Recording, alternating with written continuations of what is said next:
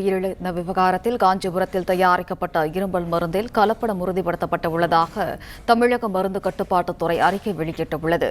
கூடுதல் விவரங்களை வழங்குகிறார் செய்தியாளர் முனாஃப். வணக்கம். என்ன விவரம் முனாஃப்? தமிழகத்தில் தயாரிக்கப்பட்ட கலப்பட இரும்பல் டானிக் விவகாரத்தில் மத்திய பிரதேசத்தை அடுத்த 20க்கும் மேற்பட்ட குழந்தைகள் உயிரிழந்ததன் எதிரொலி காரணமாக காஞ்சிபுரம் மாவட்டம் சுங்குவா சத்திரத்தில் இயங்கி வரும் தனியார் மருந்து உற்பத்தி நிறுவனத்தின் மீது நடவடிக்கையானது எடுக்கப்பட்டிருக்கிறது. 2 நாட்களில் பகுப்பாய்வு செய்து இரும்பல் மருந்து பொருளின் கலப்படம் உறுதி செய்யப்பட்டிருப்பது நாட்டிலே இதுவே முதல் முறை.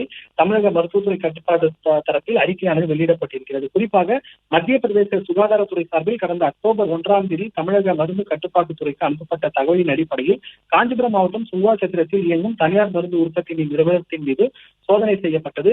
தமிழ்நாடு மருந்து கட்டுப்பாடு மற்றும் உரிமம் வழங்கும் ஆணையம் மற்றும் கட்டுப்பாடு ஆணையத்தின் வழிகாட்டுதலின் கீழ் மருந்து ஆய்வாளர்கள் ஆய்வு மேற்கொண்டதில் பல்வேறு சோதனை செய்ததில் அதில் கலப்படம் இருந்தது தெரிய வந்தது. குறிப்பாக 1945 மருத்துவ விதியின் சட்டத்தின் மீறி சம்பந்தப்பட்ட நிறுவனம் தயாரித்த இரும்பல் மருந்தில் பல்வேறு குளறுபடிகள் கண்டறியப்பட்டிருக்கிறது.